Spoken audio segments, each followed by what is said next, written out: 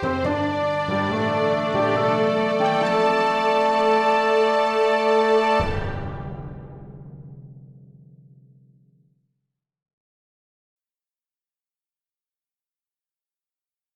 Story Seekers. I'm Nico.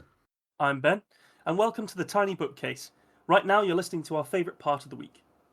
Stories, discussion, and a high likelihood of gratuitous obscenities, all to sate the hunger of the bibliomancy hysteris.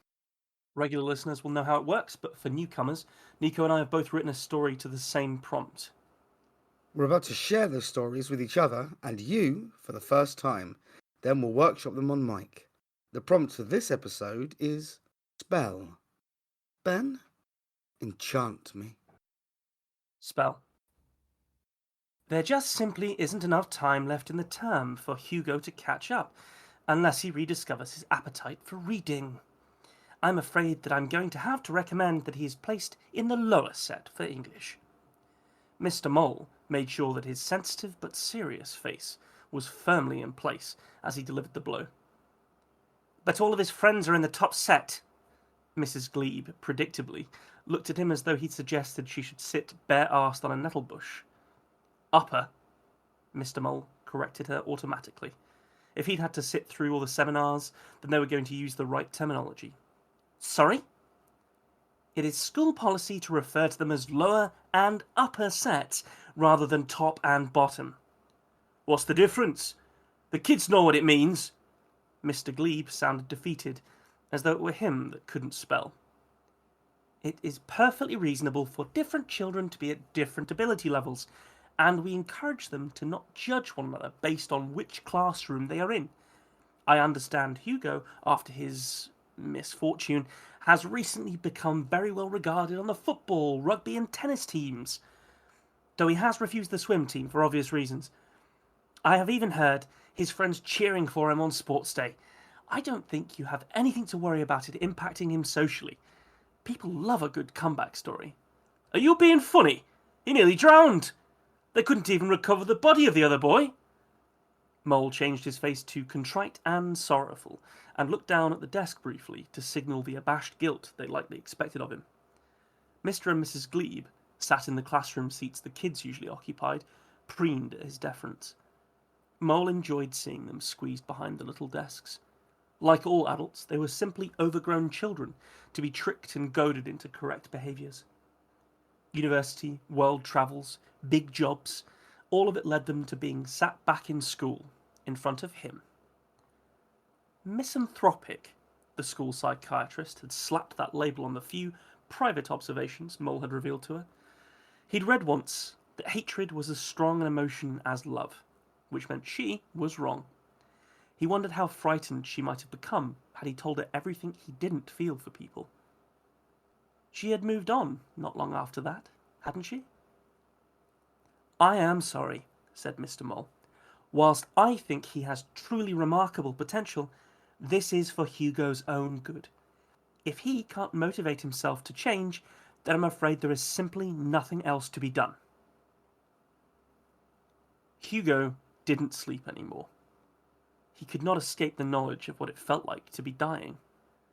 He remembered looking at himself, outside of his own body, through death-dimming eyes. It fucking sucked. He had tried to read at nights instead, but the letters in all of his favourite books squirmed under his gaze, like they were trying to hide behind each other. No more Eddings, Cornwall, or Paulini. No more Le Guin, Shan, or Gaiman. Those worlds were locked away from him. He would have cried about it if it weren't for the river. Johnny had been brilliant. He knew that now. He hadn't been good in the classrooms, but he had been witty and bright beyond them. He'd been an absolute specimen as well, with a deep understanding of sports that no doubt would have meant that he could have turned pro at anything he chose. Now, Hugo was the one coming in first place. Hugo was the captain of the rugby team, and Hugo who had the best serve in the school. It all felt stolen. His parents had come back from the teacher conference late last night. He could smell that they'd swung by a bar on their way home without even having to leave his room. They had sounded like they were trying to talk quietly, but he'd heard every word. Dad had blubbed a bit after his second nightcap, whilst Mum debated calling the headmaster to complain. Bottom set. Their ivory towers of intellect had been critically compromised by the vicarious failings of their only son. He could have been a lawyer, a doctor, and even in the worst case scenarios, he was at least a politician. Now, if he was lucky, he might be a footballer. 13 kids by 30, poor choices in automobiles, and crucified regularly in the press. Even the thought of that made Hugo shiver. Death really had changed everything. Could he do it again? What would happen if he took everything his parents wanted for him from someone else? Would that mean Johnny would be forgotten? Hugo knew that Mr. Mole wanted him to.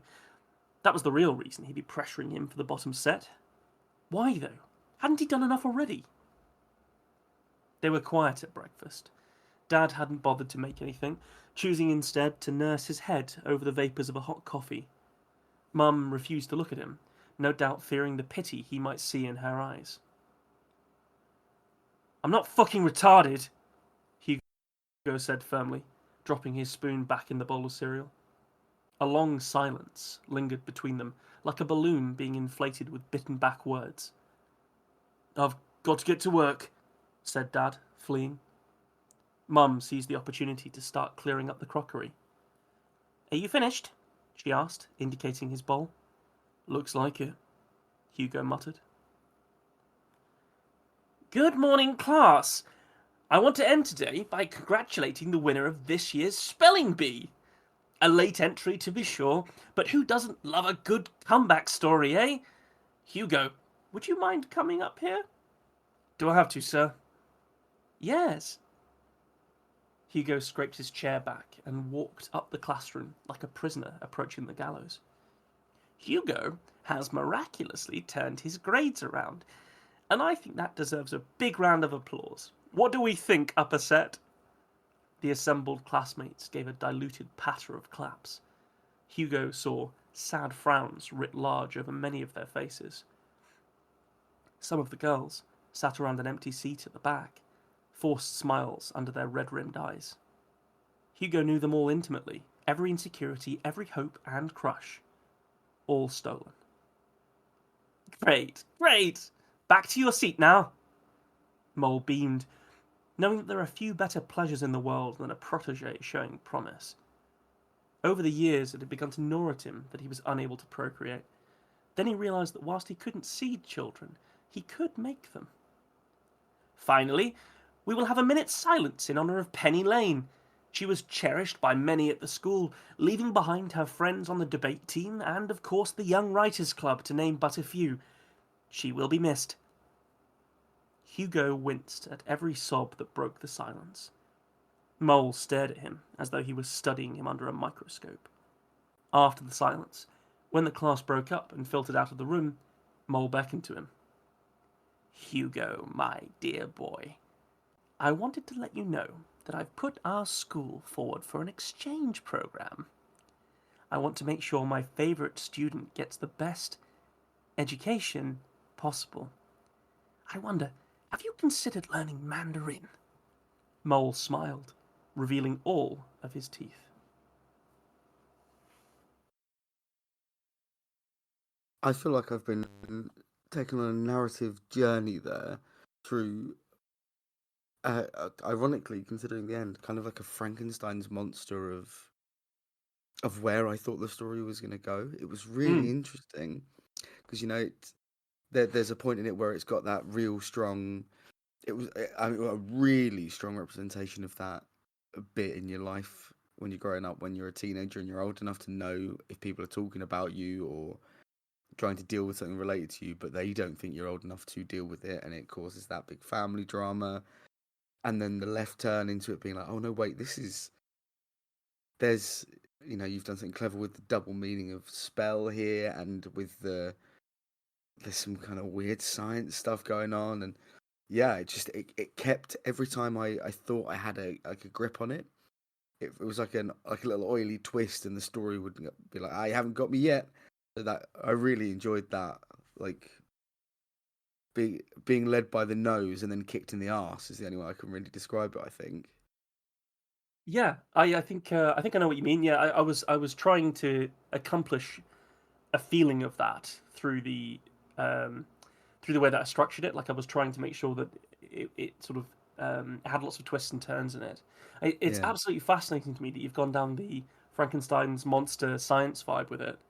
That's really interesting to me because for me, he's a vampire, and it's like a he's absorbing people's like life experiences and stuff. yeah, But it could you could read it whichever way it is. It's clear that Mr. Mole has done something to him, isn't it? yeah. Oh, I see. Again, this is one of those short story things where now to go back and listen to it again, which you should all do now with that knowledge. It's interesting to see what take will I get knowing that. Which we've spoken about it before. It's the sign of a good short story if multiple reads can give you different tales. Mm, Some really nice language in there. There was a about their ivory towers being compromised, and it was really evocative, really nice imagery. thank you. Hugo is an interesting name, and I don't. Is it? It's a weird question to ask, but is it because there's the Olympics are on in France currently that the Mm, name, or I don't I know. suppose when you were writing this, they would have been on their way to coming up. I think I wanted a It's fairly like I'm not saying that this is I'm not trying to brand all Hugos with this, but I wanted a fairly pretentious name for this character. yeah, Not because he is pretentious, but because his parents are. Um, yes, okay, no, actually, yeah, that's and I good also wanted reasoning. it to juxtapose strongly with Johnny. Uh, Yeah, this dyslexic kid that he's eaten. Um, yeah, yeah, it's a little bit interesting though. Interesting take though. this dyslexic kid that he's eaten is a fantastic sentence. The Yeah, I I think like really throughout it, I think if you were to like re-listen to it, you might hear like the fact that he doesn't sleep anymore. yeah He needs to recover his appetite. There's stuff about like how even thinking about crucifixion makes him shudder. Um, and then of course you get the mole showing all his teeth at the end as well. yeah I think maybe this is where I said I felt a bit like I was being led and I couldn't quite like it was getting out of my grasp. Maybe yeah, this is one where maybe I'm not. We'll explain. We'll talk about it a bit more later. But I'm quite tired, Yeah, and maybe in that I feel a little bit vampired, and it's yeah. meant that I knew there was something, and I could never quite grab it, and I'm almost certain that now going back and thinking, where are the vampire hints? Because I could feel that there was something inhuman about him, Mm, and I think that's where I landed on, where he said, "Oh, but I can make them." My brain said, yeah. "Ah, well, okay, maybe he's been, doing brain Constructing them. changing." Yeah, Yeah, yeah, yeah. No, it's interesting. I thought it was gonna be too obvious because I mentioned Darren Shan at one point. Um, yeah, and there was, but then again, in that they do reconstruct people and they make people. So yeah, yeah, that's good. That's good. It's sort of an interesting place to come from, really, because it didn't start out as a sort of you know supernatural horror thing. I just yeah, wanted to do the like psychopathic secondary school, middle school teacher kind of character. yeah, There's people that sort of you sit in their classroom and like some people just don't get anything. They sort of fall asleep in the classroom, almost like they're sort of vamping the energy from you. yeah. Um, so it sort of went from there, and it just wasn't really working. And then I needed to have Hugo be doing something that was a bit unusual. Um, and I don't And know whether that like obviously vampires always have like that bit of super strength and all the rest of it, but I sort of tried to develop a bit of a new angle on it where they actually like take the memories and take the abilities of the people that I think they feed on. I don't know if that has that been done that before. It that's a must be. not in my awareness, but that idea of sort of capturing the essence of a person Yeah. by feeding on them, that is a really cool idea. I'd love to see what happens to someone if they get too much of other people inside and they start Yeah, losing the threads of the original person. I had some spare words. I had about 300 spare words here that I could have potentially expanded a bit, but if I was to add them in anywhere, just for myself really, but I think other people Yeah, might find it interesting too. Um, it probably would be at that feeling of would he lose Johnny? Like maybe like increase the relationship between the two boys. Um, make it a bit clearer that maybe that Mr. Mole had like basically uh made Hugo feed on his friend. yeah, Um, and that idea that if he goes out and feeds on somebody else, will he lose that connection to his friend? Whereas if he never eats again, never feeds again, will he always have the memories of Johnny? You know, Johnny's abilities, and yeah, have that knowledge of who Johnny was as a person. I don't. I knew a lot of dyslexic people at school. Some people in my family are dyslexic as well, and it used to be a real sort of stigma thing. It's yes, sort of, it's not really anymore. It doesn't feel like it is anyway. And there was one boy in particular that was just very good. He was just so fast in any sport that he played, and you could see that he was just thinking so rapidly where to turn, where to pass, where everybody else was moving, and he'd get into a classroom and then he was just getting fucking bullied by the teachers. It was horrible. Um, so yeah, I'm just sort of pulling on all that kind of stuff. So I'm really yeah, hoping that this is no longer still the case at school. It's been a long time since I yeah. was in school, but I'd like to think that compassion has increased in schooling. Just mm, because I do remember, there was a time where there were thick kids in inverted commas. That's just how people who had what we would now describe as learning difficulties were described, and they, we were all bundled together in one room, and they just kind of fell by the wayside. So, yeah, 100% agree. yeah, it's fucking horrible to think about that, isn't it? That just that waste of not energy, like waste of potential. Because if you can just have everybody together and obviously make sure that everyone's needs are met, it seems like it would be a better idea. But I don't know. I don't know. I remember the insecurities about the classes. The top and bottom set thing. Yeah, I don't know if you ever experienced that at school. the I got moved into bottom set French because the teacher didn't like me, and it Did really stunted my French yeah. because all of a sudden I wasn't learning new things. I was going over things I'd done previously, Mm. and then I Did just that stopped affect you being emotionally interested though? in learning French. I was really angry about it actually. Yeah. Yeah. Something very similar nearly happened to me with maths. And Yeah, I actually said to the teacher, I basically said, look, I know I've been fucking around, but my mates are in the top set, and I'm fairly sure that if you give me a couple of weeks, I can bring it up. yeah, And fortunately, he was a really cool guy. Actually, he was, there are a lot of teachers in that school that probably wouldn't have listened to me, but he did, and I did, and I got to stay in that set. But I remember feeling like it was going to be the end of the fucking world. Like yeah, not only if I wasn't in a classroom with my mates, because especially when you get older, you're in different classrooms all the time. But just this idea that I would be seen to be not in the top set for maths mattered yes. to me when I was that age. It's the Um, social stigma rather than mm, the yeah, yeah. Oh God, isn't it strange the things that felt so yeah. life shatteringly important when you're young that I wish I could go back and say, look, just don't worry about it, mate. You're not going to know Mm. any of these people at some point. You'll I grow up and literally you'll make actual friends. I don't know any of those people now. Yeah, Like, those people that were in that top set. Oh dear. Oh well, that's a trip down memory lane, isn't it? Overall, I'm not. I think that story possibly needs a bit of polishing. Maybe I think I'm asking a bit too much of the reader in that story. So I've got some extra words, so I might edit it up and make it a little bit clearer about what's going on, whilst I trying to preserve the turns and stuff. I think yeah, the tone is fantastic. It definitely has that.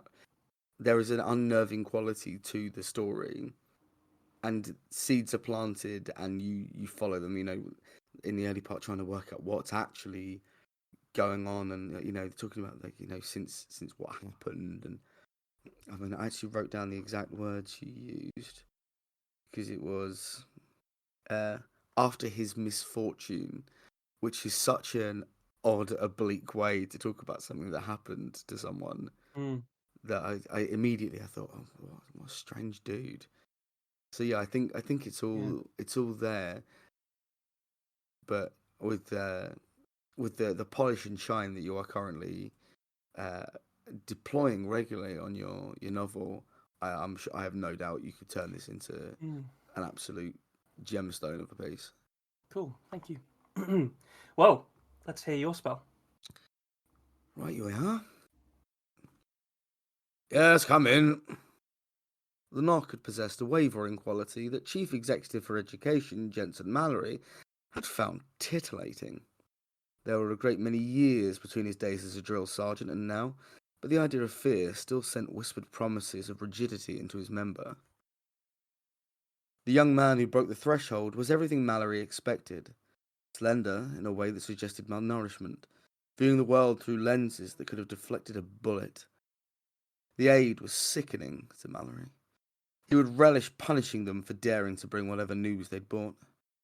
Messengers around here were not simply shot. A firing squad and 2 strong horses awaited anyone wielding a clipboard. Sir, I've... There was a gulp. The poor fellow was salivating. Mallory felt the stirrings of a swell. Well, spit it out, man. It's not a sherbet lemon. The way the aide had quavered at Mallory's booming intonation was delightful. A bead of sweat had formed on his forehead and begun to drift inexorably south. Mallory watched it like a lizard spying a fly on the outside of its glass enclosure. The aide swallowed and continued. It's about the exams that went out this summer, sir. We've had a spot of troubling feedback. Feedback. The bane of any forward-thinking person, the way Mallory saw it. Why should some bloody teacher be sending him notes on how to examine the youth of his country? Hadn't he fought for it, to ensure this very youth could even be around to sit exams? Well, no, in fact, he hadn't, but had there ever been an active conflict of any sort, he would almost certainly have been given cause to go, wherever it was. He chewed over the sentiment a moment, and settled on, Fine. Fine. What is it? The aide, nervously, took the top sheaf of paper from the stack on his clipboard and set it smartly onto the desk. Rotated it 180 degrees that it faced the correct way for Mallory. Clever lad. Caught some out before, that had.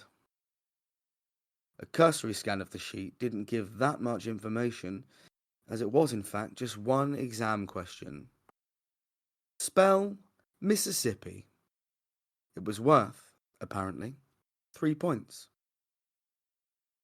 Which exam did this go out in? English, sir. At what level? GCSE, sir. Ah. They were in silence for a moment.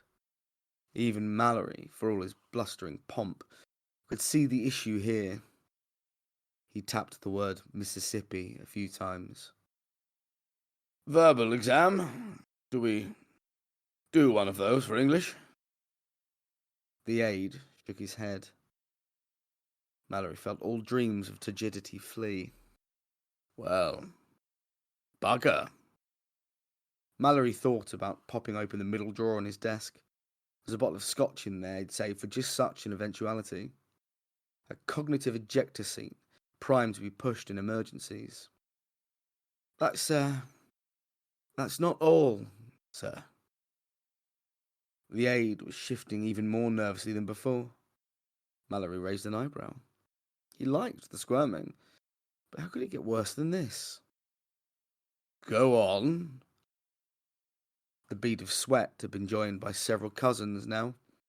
One broke free of their flesh birthing pool and dove for freedom. A soft, salty plip accompanied its arrival on the second sheet as it was freed from the clipboard, slid across the table, and flipped. This can't be right. Mallory bristled. I'm afraid it is, sir. In one school, Across all, sir. This is an aggregate score. Good Lord. The piece of paper was split into 2 columns. One was labelled 70%, the other 30. They were not the way around that Mallory would have wanted. It didn't occur that, given the circumstances, any number in either direction was bad. But these must be labelled incorrectly. No, sir, I'm afraid not. 70%. 70% of students faced with the question had failed to spell Mississippi correctly. A charitable person may have thought the students were applying a degree of integrity, choosing not to look at the question in order to give an honest attempt. Mallory was not a charitable man. Has this gone to the Prime Minister? Mallory's eyes were wide, manic as he asked. The crushing reality of the situation had finally clamped its jaws around his scrot. He'd been Secretary for Education for a long time. He'd been friends with the Prime Minister's father, after all. So it was only right, the way that things were done. A drill sergeant is an educator, after all. Served his country, couldn't let an old friend go, eh, good chap? We'll ride this one out together. That conversation played out in his head at rapid speed. Even in his idealised dream version, his voice was hoarse, and his answers a garbled mess. No, sir, I wanted to come to you first. Mallory stood suddenly. His enormous form seemed to swarm around all sides of the desk. He'd broken into a manic grin, a starving predator spying a wounded deer. Of course you did, good lad, good lad. The affirmation of the aide's goodly ladliness was near deafening. In an amount of time so small it didn't bear thinking about, Mallory had crossed the space and was stood dangerously close to the aide. The aide noticed how deeply the man smelled of all things men were supposed to smell of. Sandalwood, tobacco, leather, danger. Does anyone else know about this? Mallory's breath was warm. It left curling tendrils of steam on the aide's thick glasses. He longed to wipe them clean, but in many ways was thankful for the semi-translucent barrier. Just myself and Susan in data analytics, sir. A large hand had been placed on the aide's shoulder. It squeezed with every word, just beyond the bounds of uncomfortable, teetering inexorably towards pain. Susan in data analytics. The word hissed as though Mallory was piloted by a viper. Wonderful. Wonderful. Mallory slid the grasping hand around the aide and pulled him in. They were side by side now, locked together, 2 rugby forwards about to enter the scrum. Tell you what. Damn good catch, that. Damn good. Mississippi. Yes. Why don't we go for lunch? You and I. And Susan in data analytics. For detail like yours, I think you've both promising futures ahead in this industry. Thank you, sir, the aide managed. He wasn't sure he could spare the air. No need to trouble the Prime Minister with this. What with the election coming up and all that? No need. Youth of today all skibberty toilets and charisma, aren't they? I believe it's Riz, sir. If you like. Mallory finally relinquished his grip on the aide. Go and get your coat, and don't talk to anyone on the way. I'll get a hold of Susan from data analytics. As he spoke, Mallory moved back behind the desk, dropped bodily into the chair, and seized up the telephone. And are we just going to let this go by unnoticed then, sir? 70% of these children couldn't spell a word that was in front of them. And at least 70% of jobs are menial. All perspective, see? Mallory was back to his full grin. Beneath the desk, he felt himself engorging drastically. Command of the situation, the panic in the young man's voice. It was pushing him to near explosion. Welcome to the big leagues, boy. There's a future in politics for you, I dare say. I'm not going to get in trouble for this, am I, sir? Are we? Us? Trouble? That fear, it was delectable. No, no, dear boy. We are going to get into one thing and one thing alone. The finest members' club in Soho. If you've the stomach for it. I'll get my coat, sir. The release was gentle and oozing, as it had become often with his advanced years. A dry cleaner would have to be the next visit after lunch. The door clicked closed behind the aide, and Mallory allowed himself the moment. Good lad, he murmured to himself. Good lad.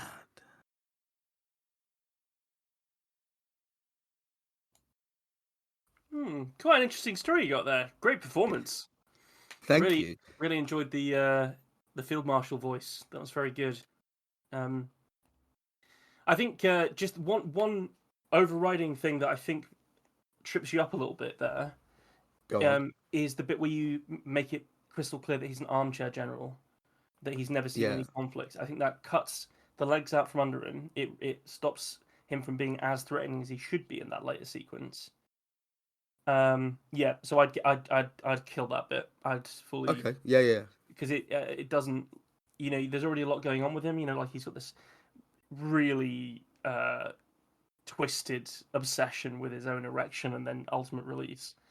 I think that's enough. I don't think you need to like belittle him. Okay. No, I think that's a good point. Yeah. Liked it. The flesh birthing pool for the sweat drops was excellent. I like that idea. You could sort of feel it on a molecular level, where it was coming from. It was really nice. Yeah. And nice is the wrong word, but you understand me. Yeah, I get you. I definitely struggled to end this one. I'm still not sure that I'm completely happy with the ending. I can completely see why that is the case. I think that's it definitely meanders a bit in that last 200 words, I think. And it could end quite explosively. I just wonder whether so as I say, drop the armchair general thing and then maybe make him aware that there's been a fuck up earlier, and have him do what what a strategist would do, which is have the only other person that knows about what's going on in the room, and then you could have him, I don't know, murder them or whatever he's gonna do, like or talk them both down. In the room. I think my original intention was definitely that he was going to off them. Yeah. And I couldn't figure out how to work it in, and I think it might be a little bit much for him to off them. I think you were that was the right instinct. I think it's something. Yeah, I think that one you need to wrangle with that one a little bit because I don't think that was the ending to that story. If that makes sense, I think you've got a little bit more to go on that one. It could be a restructure. It could be a resequencing of events. I'm not entirely sure there, but it's really the bones of it are good in terms of the characterization and the situation. Really funny, this idea of it being a written test and they're being asked to spell a word that's in front of them, and then maybe it's in the turn somewhere, because obviously the turn is to do with the 70-30 split. Yeah. Enjoyed it a lot. I think one other note I had from the start was the whispered promises of rigidity to his member is potentially too many words. Okay. Because you were getting across the vibe of this guy very quickly, and there were a few times where you got like halfway through a phrase describing what was happening for him, and I already had all the information about what was happening, and I was already like recoiling from how gross he was and all the rest of it. Yeah. And then the sentence would continue, and I think potentially just carve it down a little bit, and maybe like for example from that one you could just put whispered promises to his member. Yeah. I think there's a few sentences like that I couldn't quite find the ending, and I think I started overwriting some bits, just looking for. Like I'll find this character better, and I might be able to find an ending, and then you start gilding the lily, don't you? And A little bit, It's not but the way. it's already a very gilded lily, especially with that performance. It's really really fun, and I like this Yeah. idea of the this military man being in this position of power over this schooling. It's pretty dystopic, that isn't it? Um, yeah, no, loads of fun ideas and brilliant character in the field marshal. You could potentially open with him thinking about his dick, maybe. Um, I don't know, like just like fully just have him just staring down at it or something like. Yeah. Oh, and then, I think. Oh God, I think you just found it. I think he's sort of unzipped without looking at it, and over the course of this story, maybe he doesn't stand up, and it's sort of awakening behind the desk, and this poor aide can't see it. Or you have him because I love the bit where he stands up. That all the Yeah, description of that sequence is beautiful. So I would really hate to see that go.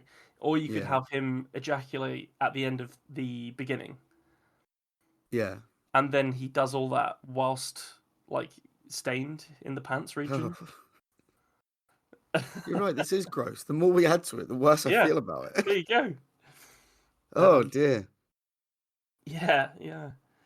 Oh yeah, Interesting. We I'm both landed on absolutely. authoritative figures in education as well. Yeah, I think There's always a link. one of the things that I think we've started doing recently is both shying from the first thing, the Yeah. obvious interpretation of a prompt, and then both trying to be a bit clever and both going in the same direction. Um, Oh no. which But is yeah, I rough. agree.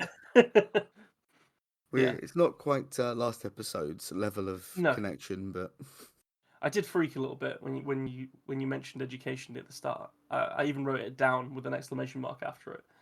like Uh, why? Not again. I'm gonna prop it But over yeah, the next one. Just like do like 8 ideas and then pick the ninth one. Just get so far away from how did you even get to this? Just trust me, man. It's it. my new process. Yeah, really liked it. This is giving me like a puzzle to solve. This one, like how do you Yeah, structure that? Because it's so clear that it's such a big swing and it's such a strong yeah. character that it needs that story I to think fit around that's it. I think that's what's happened here. Like I've definitely I had the character before I had anything else really, and I think that I had the issue of trying to build a story around a character rather than having an idea for a story and working out who the characters in it were. And I Mm. think that may be some of where it's gone awry because the bits that are really focused on him are, I knew what I was trying to say, but maybe in terms of the greater narrative, I didn't really know. Mm. Am I right in thinking that it is like a sort of dystopic state that it's set I think this is in the Prime Minister verse, in the but Prime Minister verse? Excellent. Okay, yeah, but the so there's like a brigadier general in charge of the education arm. yeah, it's definitely this. He's a very. I just imagine a government that is never going to be removed from power, and things have just become worse and worse and worse. You So could yeah, do that it. go on. Here's just an idea for you. You could do it that just delete the female character. Yeah, She said it far too casually there, but do you know what I mean? Like she's sort of like she actually sort of adds in a complication that you have to then overcome because she's yeah, a person outside of that room, and I think that was where you veered away from him not killing the people, and I think that's the yeah, correct move. But you don't have to kill someone to end them or to shut them up.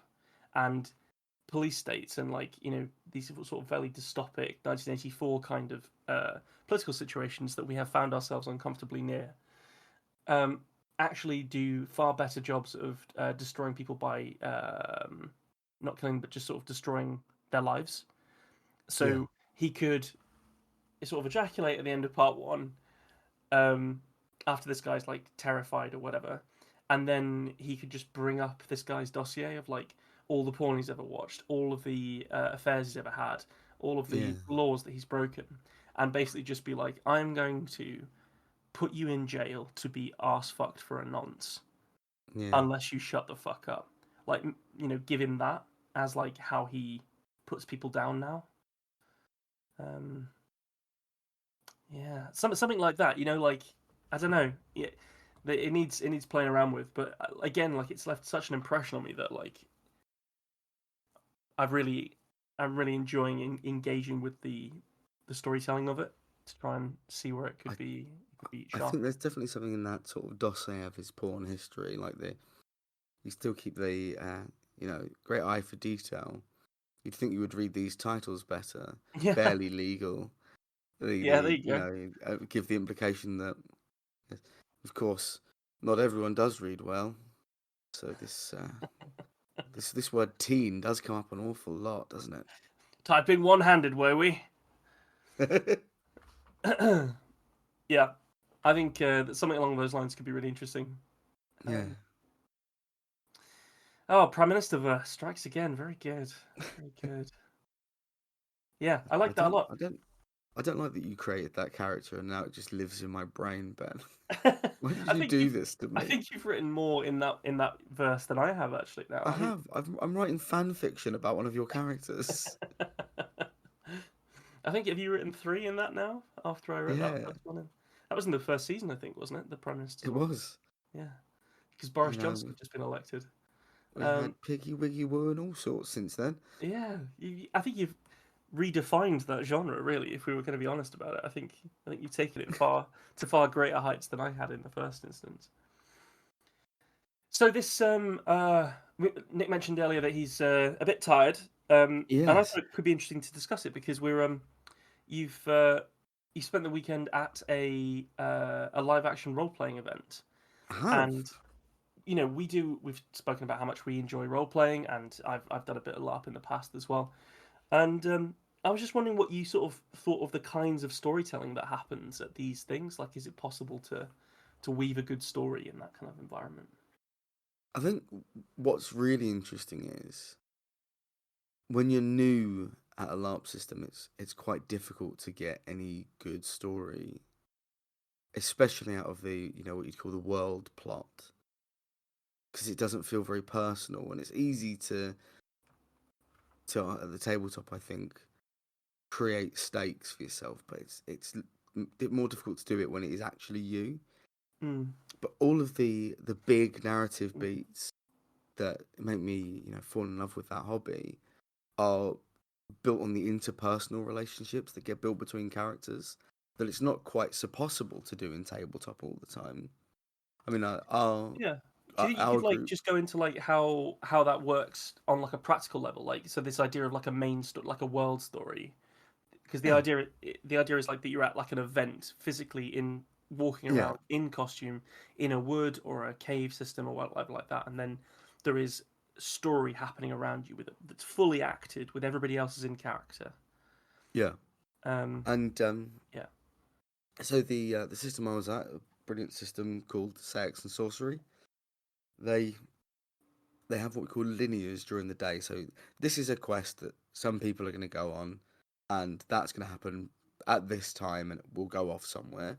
But the rest of the time, we have the campsite with lots of tents set up and a tavern, and things just happen over the course of the day.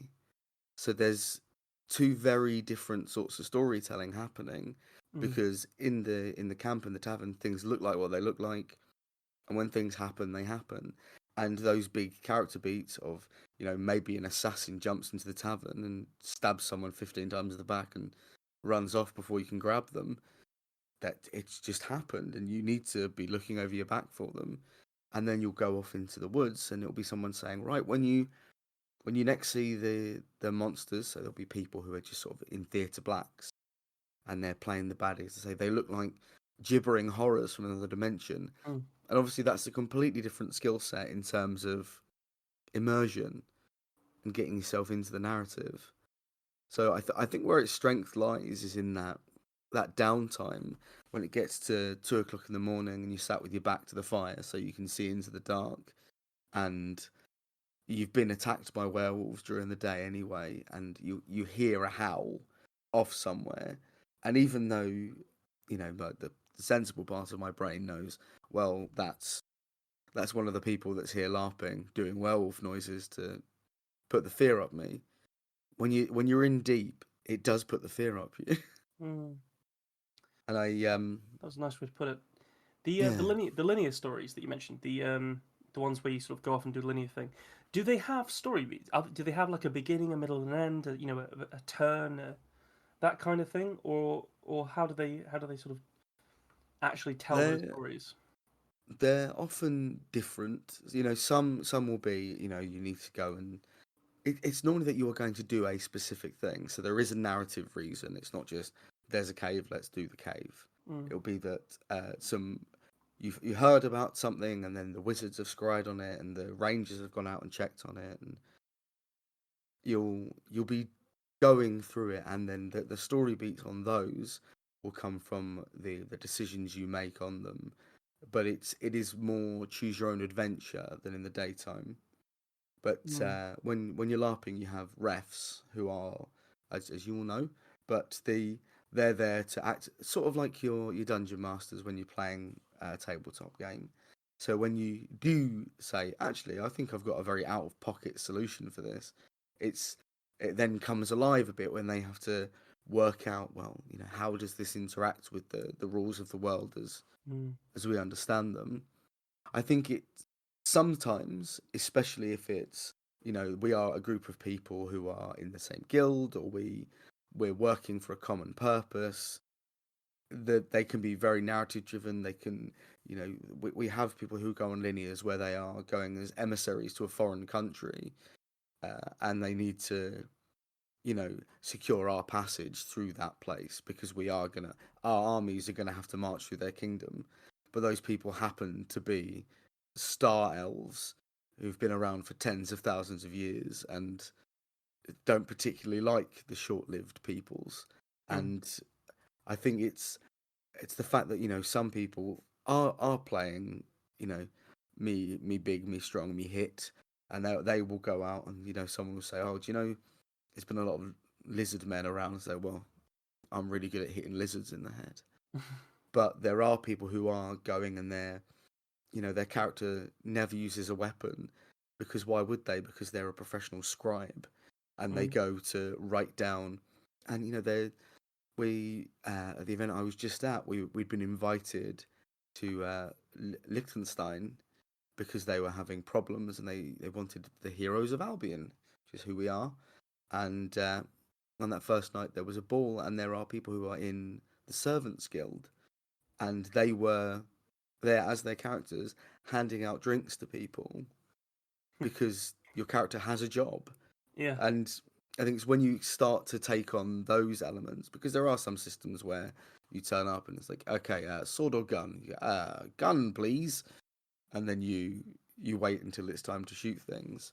But because it's on a smaller scale, it's roughly 40 to 50 people an event. There are little pockets where the things people do and say can have ripples politically. And the Bards Guild actually put on a performance mocking a cardinal uh, at this event, and it has already had massive political ramifications. So Excellent. I think that's where the stories are to be found, in the idiocy of players and the You say repercussions idiocy, but they can cause. it's like, for myself at least, from that description, I could sort of see that you have to rely on everybody being like able to tell their story, understand how storytelling works Yeah, in order for the whole thing to work. Like you have to have those people that their characters have jobs to actually need to get those jobs right for yeah, that to work. And the same, the bards to sending their barbed tongues at people as well for similar reasons. But I can only imagine because on here we've heard all the voice acting and everything that you could do, but also you're just innately a good storyteller as well. That it must be really incredible to like see you in action. So that's that's why you're a little bit tired because you've been at a multiple day, completely immersive, all hours of the day storytelling experience thing. yeah. Um, And I spent 4 hours this morning in a large scale combat trying to defeat an ancient undead and unpossess an old friend. those things involve a lot of running around and shouting and hitting things with an axe. So it's I'd Cardio in as well. if you got one near you, I'd recommend it. Give it a go. It's it isn't for everyone. I can say that with absolute clarity, but I think it is for a lot of people, and it's, if nothing else, you actually go outside for a weekend, which I'm really bad at doing. Touch some So grass, yeah. I saw brilliant. trees, Ben. You've forgotten the taste of water. Excellent. Thank you for taking us through that, because I think it's just, these things affect how we tell stories and the kind of stories that we tell. The things that we read, the things that we do, the things that we watch. So it's just really interesting, because this is a big part of your life experience, is to do this kind of thing. So I think it's really cool, especially when you can then turn up and give that performance of that, the Brigadier General dude, which was fucking fabulous, basically. So excellent. Well, 2 more stories and a little bit of a breakdown of a LARP. I enjoyed that a lot. Well, I can always be relied on to have a breakdown, Ben. All right. Till next time. Thanks for joining us for this episode of The Tiny Bookcase. Remember to subscribe, otherwise you're going to miss out on the future fun. Also, tell a friend. If you like this episode, link them to it. We'd be tremendously grateful. You can follow us on Twitter at BookcaseTiny, Facebook at The Tiny Bookcase, and Instagram at BookcaseTiny for updates. Speaking of supporting the podcast, well, magic can only take one so far. The Tiny Bookcase is supported by the generosity of its patrons. Those kind souls have really kept my belly full the last year. Let's cast a spell for them, shall we? For rich ginger tones on their scalp, let us cast the Orangi Hedondo spell for Scott Byrne. And for general fabulousness, why not the Ooh La La How's Your Mother spell on Matthew McLaren?